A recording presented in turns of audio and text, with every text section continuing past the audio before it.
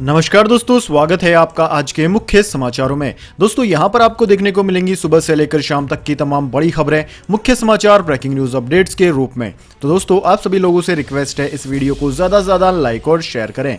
तो दोस्तों सीधे चलते हैं आज की पहली बड़ी खबर की ओर। गुजरात के मुख्यमंत्री नहीं बनाए जाने पर भावुक हुए नितिन पटेल, कहा 18 साल की उम्र से बीजेपी में कर रहा हूं काम। जी हां दोस्तों, गुजरात के उप मुख्यमंत्री नितिन पटेल मुख्यमंत्री बनते बनते रह गए। भावुक पटेल ने सोमवार को कहा कि भाजपा ने उनके लिए बहुत कुछ किया और वह इस पद के लिए नए चयन से परेशान नहीं है। सोमवार को शपथ ग्रहण समारोह से ठीक पहले गुजरात के नवनिर्वाचित मुख्यमंत्री भूपेंद्र पटेल ने नितिन पटेल से उनके आवास पर मुलाकात भी की। भूपेंद्र पटेल से मुलाकात के बाद नितिन पटेल ने कहा कि मैंने भूपेंद्र पटेल को बधाई दी, जो एक पुराने पारिवारिक मित्र हैं। उन्होंने जब भी जरूरत पड़ी तो मेरा मार्गदर्शन भी मांगा है। हालांकि गुजरात के नए सीएम के लिए भूपेंद्र पटेल की घोषणा के समय मुख्यमंत्री पद के लिए सबसे पहले दावेदारों में से एक नितिन पटेल काफी अचंभित थे। अपने आवास पर सोमवार की बैठक के बाद नितिन ने कहा कि मैं परेशान नहीं हूं, मुझे पार्टी में कोई पद मिले या ना मिले, मैं पार्टी में सेवा करना जारी रखूंगा। मैं 18 साल की उम्र से भाजपा में काम कर रहा हूं और आगे भी करता रहूंगा। हालांकि वह इस फैसले से अचंभित हैं। इसके बाद जान लेते हैं अगली बड़ी खबर। ग्लोबलाइज होंगी स्वदेशी वैक्सीन। कोवैक्सीन को इसी हफ्ते मिल सकती है डब्ल्यूएचओ की मंजूरी। दुनिया भर में एक्सपोर्ट की जा सकेंगी, विदेशी यात्रा में भी रहेगी आसान। जी हां दोस्तों, विश्व स्वास्थ्य संगठन इस हफ्ते भारत के स्वदेशी कोरोना टीके कोवैक्सीन को मंजूरी दे सकता है। इसका प्रोडक्शन हैदराबाद की कंपनी भारत बायोटेक कर रही है। दोस्तों इससे भारत सहित दुनिया के कई देशों में कोवैक्सीन लगवा चुके लोगों को फायदा मिलेगा। डब्ल्यूएचओ का अप्रूवल न मिलने के कारण अब तक कोवैक्सीन लेने वाले लोग विदेशों की यात्रा नहीं कर पा रहे थे। मंजूरी मिलने के बाद इसे वैक्सीन पासपोर्ट की तरह इस्तेमाल किया जा सकेगा। कंपनी वैक्सीन को आसानी से दुनिया भर में एक्सपोर्ट भी कर पाएगी। भारत बायोटेक ने अप्रूवल के लिए डब्ल्यूएचओ जिनेवा में एप्लीकेशन भी दी थी। कोवैक्सीन को अब तक 13 देशों में दोस्तों मंजूरी भी मिल चुकी है। कोवैक्सीन को भारत बायोटेक और Indian council of medical research यानी कि ICMR ने मिलकर बनाया है। फेज 3 क्लिनिकल ट्रायल्स के बाद कंपनी ने दावा किया था कि वैक्सीन की क्लिनिकल एफिशिएंसी 78% है, यानी कि इसको लगाने के बाद कोरोना से संक्रमित होने की संभावना 78% तक कम हो जाएगी। यानी कि दोस्तों यह कोरोना इन्फेक्शन को रोकने में लगभग 80% तक इफेक्टिव है। अच्छी बात दोस्तों यह है कि जिन लोगों को परीक्षण में यह वैक्सीन लगाई गई थी उनमें किसी भी तरह के गंभीर लक्षण को नहीं देखा गया। और ICMR ने यह भी दावा किया है कि यह वैक्सीन कोरोना के सभी तरह के वेरिएंट पर कारगर है, यानी न केवल यूके, ब्राजील और दक्षिण अफ्रीकी वेरिएंट पर बल्कि भारत के 10 से अधिक राज्यों में सामने आए डबल म्यूटेंट पर भी यह असरदार साबित हुई है। इसके बाद दोस्तों अगली बड़ी खबर। अब आधार कार्ड जैसा ही मिलेगा यूनिक हेल्थ कार्ड, इलाज का रिकॉर्ड होगा दर्ज। जी हां दोस्तों, बड़ी ही अच्छी खबर निकलकर सामने आ रही है। अब आधार कार्ड की तरह ही हेल्थ कार्ड भी इशू होगा। डिजिटल हेल्थ मिशन के तहत सरकार हर व्यक्ति का यूनिक हेल्थ कार्ड बनाने जा रही है। यह पूरी तरह से डिजिटल कार्ड होगा जो बिल्कुल आधार कार्ड की तरह ही होगा। हेल्थ कार्ड आधार कार्ड की तरह है, इसमें आपको एक नंबर भी मिलेगा जिससे स्वास्थ्य के क्षेत्र में व्यक्ति की पहचान होगी। इससे डॉक्टर आपकी पूरी स्वास्थ्य रिकॉर्ड जान पाएंगे। जब भी आप किसी डॉक्टर के पास जाएंगे तो आपके हेल्थ कार्ड नंबर के जरिए डॉक्टर आपकी पिछले सारे रिकॉर्ड देख पाएगा। दोस्तों इसी यूनिक कार्ड से पता चल जाएगा कि किसी का इलाज कहां कहां हुआ है। साथ ही व्यक्ति की सेहत से जुड़ी हर जानकारी इस यूनिक कार्ड में दर्ज हो जाएगी। इससे मरीज को हर जगह फाइल लेकर जाना भी नहीं पड़ेगा। डॉक्टर या अस्पताल रोगी का यूनिक हेल्थ ID कार्ड देखकर ही उसकी स्थिति को जान सकेंगे और फिर इसी आधार पर आगे का इलाज शुरू हो जाएगा। वैसे दोस्तों कई बार ऐसा होता है कि हम अपनी किसी पुरानी बीमारी के बारे में डॉक्टर को नहीं बताते हैं या फिर हम भूल जाते हैं और उसका इलाज, दूसरी बीमारी का इलाज चालू हो जाता है, फिर उसमें कुछ साइड इफेक्ट होते हैं तो डॉक्टर बोलता है कि आपको कोई पुरानी बीमारी भी है। तो फिर आप बताते हैं डॉक्टर को कि हाँ मुझे पुरानी भी कोई बीमारी है। फिर डॉक्टर पुरानी बीमारी के हिसाब से आपका इलाज आगे चलाता है। इस प्रोसेस में 1 से 2 महीने या फिर कई बार पता भी नहीं चल पाता है कि दवाइयाँ किस वजह से काम नहीं कर रही है। लेकिन अब ऐसा नहीं होगा। यूनिक हेल्थ कार्ड बन जाने के बाद डॉक्टर जब भी आपको देखेगा तो वह पहले आपका पुराना रिकॉर्ड देख लेगा। इससे आपकी पूरी जानकारी डॉक्टर के पास होगी और वह अपने हिसाब से आपका इलाज आगे जारी कर पाएगा। दोस्तों इस कार्ड से व्यक्ति को मिलने वाली सरकारी योजनाओं के बारे में भी पता चलेगा। रोगी को आयुष्मान भारत के तहत इलाज की सुविधाओं का लाभ मिलता है या नहीं, इस यूनिक कार्ड के जरिए यह भी पता चल सकेगा। वैसे दोस्तों, इस हेल्थ कार्ड के बारे में आपके क्या विचार हैं, कमेंट में जरूर बताएं। इसके बाद दोस्तों, अगली बड़ी खबर। पश्चिम बंगाल भवानीपुर सीट पर उपचुनाव के लिए बीजेपी की प्रियंका टिम्बरवाल ने भरा पर्चा। 16 आना मस्जिद पहुंची सीएम ममता बनर्जी। जी हां दोस्तों, टीएमसी सुप्रीमो और पश्चिम बंगाल की मुख्यमंत्री ममता बनर्जी सोमवार को भवानीपुर के 16 आना मस्जिद पहुंची। वे अचानक वहां पहुंची और वहां रुकी। सीएम ममता ने अपने सिर को ढका हुआ था। वहां मौजूद लोग अपने मोबाइल में वीडियो रिकॉर्ड करने लगे। दोस्तों, आपकी जानकारी के लिए बता दें, भवानीपुर सहित पश्चिम बंगाल की 3 विधानसभा सीटों पर 30 सितंबर को उपचुनाव होने हैं। ममता भवानीपुर से टीएमसी की उम्मीदवार है। बीजेपी की तरफ से प्रियंका टिम्बरवाल मैदान में है। भवानीपुर में 30 सितंबर को मतदान होगा और परिणाम 3 अक्टूबर को घोषित किया जाएगा। सीपीएम ने इस सीट से वकील श्रीजीव विश्वास को मैदान में उतारा है, जबकि कांग्रेस उपचुनाव में हिस्सा नहीं ले रही है। बीजेपी की तरफ से प्रियंका टिम्बरवाल मैदान में है। टिम्बरवाल एक वकील भी है। उन्होंने अलीपुर स्थित सर्वे भवन में अपना नामांकन दाखिल किया। हालांकि पिछला चुनाव वह हार गई थी। इसके बाद दोस्तों, अगली बड़ी खबर। आम आदमी को बड़ी राहत। खुरदरा महंगाई दर घटकर पहुंची 5.30%। सब्जियों के दाम 11% से ज्यादा गिरे।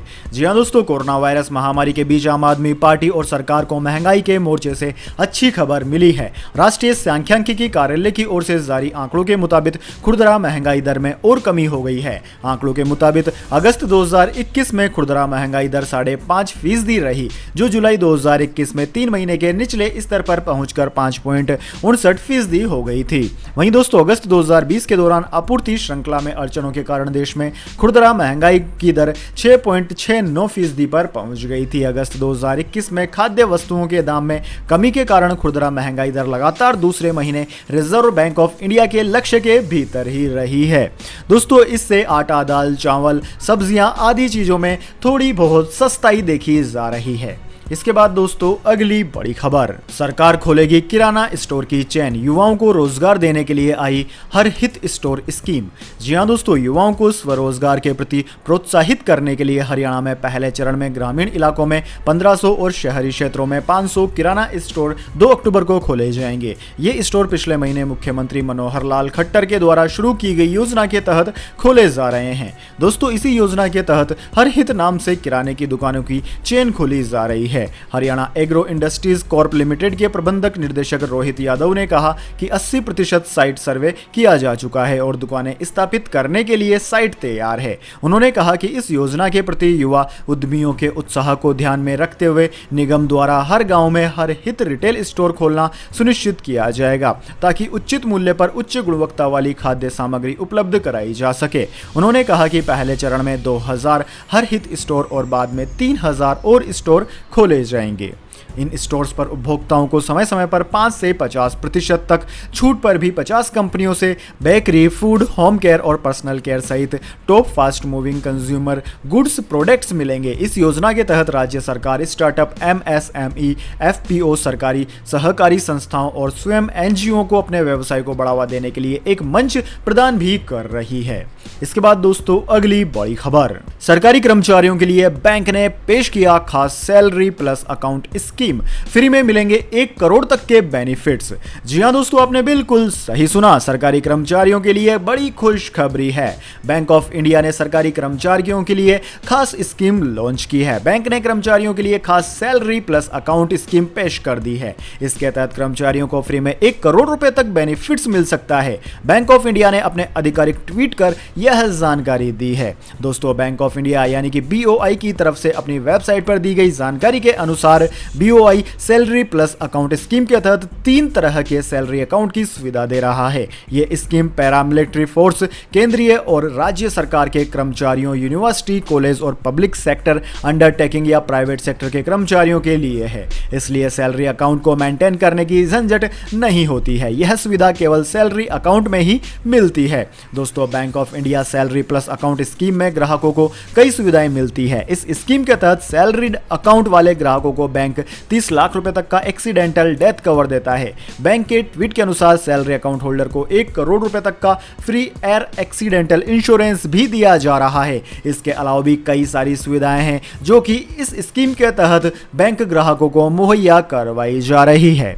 इसके बाद दोस्तों अगली बड़ी खबर, गाड़ियों के इंश्योरेंस को लेकर आई बड़ी खबर, सभी पर होगा लागू, कोर्ट ने कहा। जी हां दोस्तों, नई गाड़ी खरीदने वालों के लिए राहत भरी खबर है। अब ऐसे ग्राहकों पर इंश्योरेंस का बड़ा भार नहीं पड़ेगा। दरअसल अब नई गाड़ियों पर 5 साल बम्पर टू बम्पर इंश्योरेंस जरूरी नहीं होगा। मद्रास हाईकोर्ट ने कहा है कि नई गाड़ी खरीदने पर 5 साल का बम्पर टू बम्पर इंश्योरेंस अभी जरूरी नहीं है। जनरल इंश्योरेंस कंपनियों के संगठन ऑटो कंपनियां इंश्योरेंस एजेंट्स के संगठन की दलीलों को मानते हुए मद्रास हाईकोर्ट 4 अगस्त से अपने ऑर्डर के अंदर बदलाव करेगा और 5 साल के लिए एक साथ इंश्योरेंस जरूरी शर्त को हटाएगा। आज की सुनवाई के दौरान कोर्ट ने साफ कहा कि उनका मकसद सिर्फ पैसेंजर की सुरक्षा है। कोर्ट ने अपने ऑब्जर्वेशन में कहा कि पुराने ऑर्डर में कोर्ट के सुझावों को शामिल किया जाएगा और जरूरी नियमों को कानून बनाने वाली संसद पर छोड़ा जाएगा। यानी अब बम्पर टू बम्पर इंश्योरेंस का ऑर्डर थम गया है। अगर यह नियम बनेगा तो इसमें संसद ही आखिरी फैसला लेगा। दोस्तों आपकी जानकारी के लिए बता दें, नई गाड़ी की खरीद पर 5 साल तक जरूरी बम्पर टू बम्पर इंश्योरेंस लेने पर गाड़ियों की कीमत 50,000 से लेकर 2 लाख रुपए तक बढ़ रही थी, जिसका विरोध ऑटो कंपनियों ने किया था। इसके बाद दोस्तों जान लेते हैं पूरी दुनिया और भारत में कोरोना महामारी की क्या है ताजा स्थिति। सबसे पहले दोस्तों बात करते हैं पूरी दुनिया की। तो दोस्तों पूरी दुनिया में इस महामारी यानी कि कोरोना महामारी से संक्रमितों का आंकड़ा 21,94,56,000 को पार कर गया है, जबकि दोस्तों इस महामारी से मरने वालों की संख्या 45,47,000 के पार है। दोस्तों इस महामारी से सर्वाधिक प्रभावित देशों की बात की जाए तो उनमें America, India, Brazil, United kingdom, Russia, France, Turkey, Iran, Argentina आदि देशों का नाम आता है। इसके बाद दोस्तों अब बात कर लेते हैं क्या है भारत के हालात। लेकिन दोस्तों उससे पहले मेरी आपसे एक छोटी सी रिक्वेस्ट है, अगर आपको अभी तक हमारी न्यूज़ पसंद आई है और खबरें पसंद आ रही है तो इस वीडियो को एक छोटा सा लाइक जरूर दें, और अगर आपको पसंद नहीं आई है तो बेशक आप वीडियो को डिसलाइक भी कर सकते हैं और कमेंट में कारण भी बता सकते हैं, ताकि आने वाले वीडियोस में हम उसमें सुधार कर सकें। तो दोस्तों जान लेते हैं क्या है भारत के हालात। दोस्तों भारत में इस वक्त तक 3,32,64,000 से ज्यादा इस महामारी के मामले रिपोर्ट किए जा चुके हैं, जिनमें से 4,42,000 से ज्यादा लोगों की ऑफिशियल मौत कोरोना की वजह से हो चुकी है। भारत में सर्वाधिक प्रभावित राज्यों की बात की जाए तो उनमें महाराष्ट्र, केरला, कर्नाटक, तमिलनाडु, आंध्र प्रदेश, उत्तर प्रदेश, वेस्ट बंगाल, दिल्ली, छत्तीसगढ़, राजस्थान, गुजरात, मध्य प्रदेश आदि राज्यों का नाम आता है। फिलहाल दोस्तों केरला में सबसे ज्यादा मामले रिकॉर्ड किए जा रहे हैं। केरला में लगभग 20,000 से ज्यादा मामले हर रोज आ रहे हैं। इसके बाद दोस्तों अगली बड़ी खबर, आम आदमी पार्टी के राष्ट्रीय सचिव पंकज गुप्ता को ईडी ने भेजा नोटिस। पार्टी ने केंद्र सरकार पर लगाया गंभीर आरोप।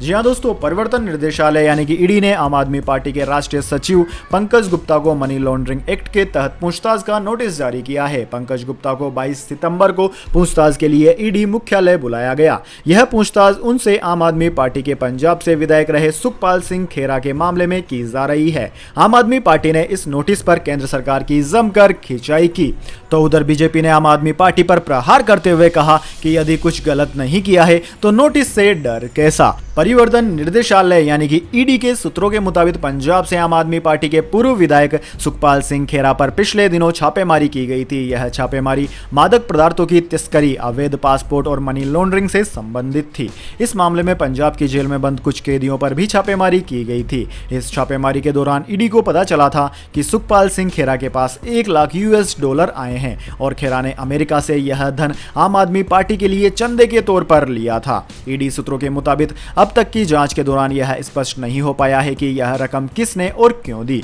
पूछताछ के दौरान इस मामले में यह भी पता चला है कि साल 2016-17 के दौरान यह रकम आई थी। इसके बाद दोस्तों अगली बड़ी खबर, क्या T20 वर्ल्ड कप के बाद विराट कोहली को हटाकर रोहित शर्मा को बनाया जाएगा कप्तान। बीसीसीआई यानी कि भारतीय क्रिकेट कंट्रोल बोर्ड ने दिया यह जवाब। जी हां दोस्तों, टीम इंडिया के कप्तान विराट कोहली को लेकर लगातार अफवाहें चल रही है कि वह T20 विश्व कप के बाद कप्तानी छोड़ सकते हैं। भारतीय क्रिकेट कंट्रोल बोर्ड ने इसे लेकर अपना स्टैंड साफ कर दिया है। बोर्ड के कोषाध्यक्ष अरुण धूमल ने सोमवार को उन रिपोर्टों को खारिज किया जिसमें कहा गया था कि विराट कोहली ICC T20 विश्व कप के बाद सीमित ओवरों की कप्तानी से इस्तीफा इस्तीफा दे सकते हैं। अरुण धूमिल ने एबीवीपी न्यूज से कहा कि इस पर न कोई चर्चा हुई है और न कभी बीसीसीआई इस बात को लेकर कोई मीटिंग कर रहा है। यह बेबुनियादी खबर है। ऐसी रिपोर्ट आई थी कि अगर भारत इस साल अक्टूबर-नवंबर में यूएई में होने वाले टी20 विश्व कप को जीतने में असफल रहा तो कोहली से सीमित ओवरों की कप्तानी छीनी जा सकती है और उनकी जगह रोहित शर्मा को इसकी कप्तानी मिलेगी। हालांकि अरुण धूमिल की बातों से ऐसा लग रहा है कि विराट ही कप्तान बने रहेंगे। इससे पहले भी जब कुंबले और विराट में अनबन हुई थी तब भी बीसीसीआई ने उन खबरों को खारिज कर दिया था। इससे पहले कई बार ऐसा हो चुका है, यानी कि अभी भी सस्पेंस बरकरार है कि विराट कोहली कप्तान रहेंगे या फिर रोहित शर्मा को सौंपी जा सकती है कप्तानी। वैसे आपको क्या लगता है, भारत का कप्तान किसे बनना चाहिए या फिर कोहली को ही रहना चाहिए? कमेंट में अपनी राय और सजेशंस जरूर दें। इसके बाद दोस्तों अगली बड़ी खबर, टी20 वर्ल्ड कप 2021 में विदेशी मदद के भरोसे है पाकिस्तान की टीम। रमीज राजा ने किया बड़ा ऐलान। जी हां दोस्तों, ऑस्ट्रेलिया के पूर्व सलामी बल्लेबाज मैथ्यू हेडन और दक्षिण अफ्रीका के तेज गेंदबाज वर्नोन फिलेंडर को आईसीसी टी20 विश्व कप 2021 के लिए पाकिस्तान टीम का कोच नियुक्त किया गया है। पाकिस्तान के पूर्व कप्तान रमीज राजा ने आधिकारिक रूप से पीसीबी का चेयरमैन बनने के दिन ही हेडन और फिलेंडर को कोच नियुक्त कर दिया था। क्रिक इन्फो के हवाले से राजा ने कहा कि हेडन ऑस्ट्रेलियन है और उनके पास वर्ल्ड कप जीतने का तजुर्बा है। इसके अलावा वह खुद एक महान खिलाड़ी है। रमीज राजा ने कहा कि एक ऑस्ट्रेलियाई का ड्रेसिंग रूम में होना फायदेमंद हो सकता है। पाकिस्तान ने भी वर्ल्ड कप जीता है, उन्हें बस अपने परफॉर्मेंस में 10% एक्स्ट्रा सुधार करने की जरूरत है। फिलेंडर को भी मैं जानता हूं और वह गेंदबाजी समझते हैं तथा उनका ऑस्ट्रेलिया के खिलाफ अच्छा रिकॉर्ड रहा है। इसके बाद दोस्तों अगली बड़ी खबर, आईफोन 13 खरीदने वालों के लिए एक गुड और एक बैड न्यूज। खरीदने से पहले जरूर जान लें। जी हाँ दोस्तों, एप्पल के फोन ऐसी चीज है जिसका कि हर व्यक्ति को बड़ी बेसब्री से इंतजार होता है। हालांकि यह बहुत महंगे होते हैं, ऐसे में हर व्यक्ति इन्हें खरीद नहीं पाता है। दोस्तों एप्पल 14 सितंबर को आईफोन 13 सीरीज लॉन्च करने की तैयारी में है। अब आधिकारिक घोषणा से पहले प्रतिष्ठित विश्लेषक मिंग चिंग ने आईफोन 13 लाइनअप के लिए एक्सपेक्टेड स्टोरेज कैपेसिटी का खुलासा किया है। ने आईफोन 13 खरीदने वालों को एक गुड न्यूज दी है तो एक निराश करने वाली खबर भी सुनाई है, क्योंकि अनुसार आईफोन 13 लाइनअप 128 जीबी स्टोरेज के साथ शुरू होगा, जिसमें किसी भी मॉडल के लिए 64 जीबी का विकल्प नहीं होगा। यानी कि दोस्तों जिनको कम स्टोरेज वाला आईफोन चाहिए उनको 128 जीबी स्टोरेज वाला खरीदना ही होगा, यानी कि आपको अपना बजट बढ़ाना ही पड़ेगा। अगर दोस्तों गुड न्यूज की बात की जाए तो गुड न्यूज तो बहुत सारी है, क्योंकि आईफोन 13 सीरीज में आईफोन ने कई सारे बदलाव किए हैं, जो कि एक गुड न्यूज वाला ही स्टेप है। लेकिन बैड न्यूज यह है कि इनकी कीमतें बढ़ी हुई आएंगी, क्योंकि 64 जीबी वेरिएंट उपलब्ध नहीं होगा। इसके बाद दोस्तों अगली बड़ी खबर, गोल्ड सिल्वर प्राइस टुडे। सोना और चांदी की कीमतों में फिर हुआ बदलाव, जान लीजिए क्या है ताजा दाम। दोस्तों कमजोर वैश्विक संकेतों के बीच भारतीय बाजारों में सोने और चांदी की कीमतें संघर्ष कर रही है। HDFC सिक्योरिटीज के अनुसार राष्ट्रीय राजधानी दिल्ली में सोमवार को सोना 82 रुपए बढ़कर 45,952 रुपए प्रति 10 ग्राम हो गया। यह पिछले कारोबारी दिन 45,870 रुपए प्रति 10 ग्राम पर बंद हुआ था, यानी कि दोस्तों एक महीने के निचले स्तर पर फिलहाल सोना बना हुआ है। वहीं चांदी की बात की जाए तो चांदी 413 रुपए की गिरावट के साथ 61,907 रुपए प्रति किलोग्राम पर ट्रेंड कर रही है। अंतर्राष्ट्रीय बाजार की बात करें तो अंतर्राष्ट्रीय बाजार में सोना $1790 प्रति औंस, जबकि चांदी $23.66 प्रति औंस पर चल रही है। इसके बाद दोस्तों अगली बड़ी खबर, जेट एयरवेज फिर भरेगी उड़ान, हो गया कंफर्म। इस रूट पर शुरू होगी नई फ्लाइट्स।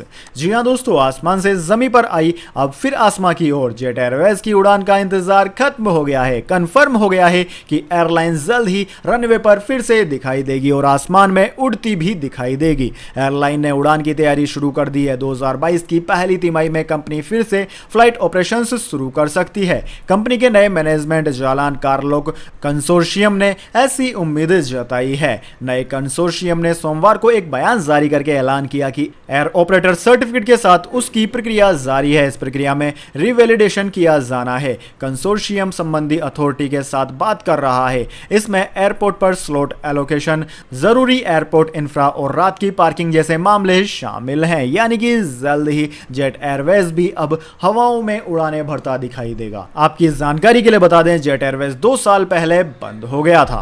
इसके बाद दोस्तों अगली बड़ी खबर, यूएन के बेस्ट विलेज की लिस्ट में भारत के 3 गांव है शामिल। जानिए कौन कौन से राज्य के हैं ये गांव।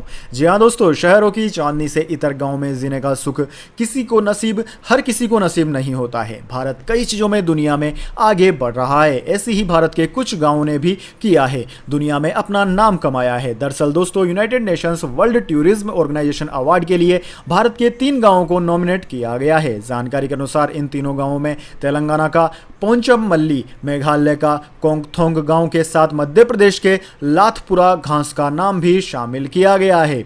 जी हां दोस्तों, मध्य प्रदेश के लाथपुरा घास के यूएनडब्ल्यूटीओ में नॉमिनेट होने पर सीएम शिवराज सिंह चौहान ने खुशी जताई है। उन्होंने ट्वीट पर लिखा कि मध्य प्रदेश के लातपुरा खास गांव की बेस्ट टूरिज्म विलेज में एंट्री हमारे लिए गर्व की बात है। वैसे दोस्तों, हम भारतीयों का भी यह दायित्व बनता है कि इन गांवों को और ज्यादा प्रमोट करें। तो दोस्तों, यह थी आज की तमाम बड़ी खबरें। इसके बाद दोस्तों अब बारी आती है आज के माइंड क्विज क्वेश्चन की। जी हाँ दोस्तों, एक आसान से सवाल का जवाब देकर आप जीत सकते हैं एक अमेजिंग सरप्राइज गिफ्ट हमारे यूट्यूब चैनल की ओर से। तो दोस्तों, आज का सवाल आपकी स्क्रीन पर आ चुका है। श्री अटल बिहारी वाजपेयी भारत के प्रधानमंत्री कब कब बने थे?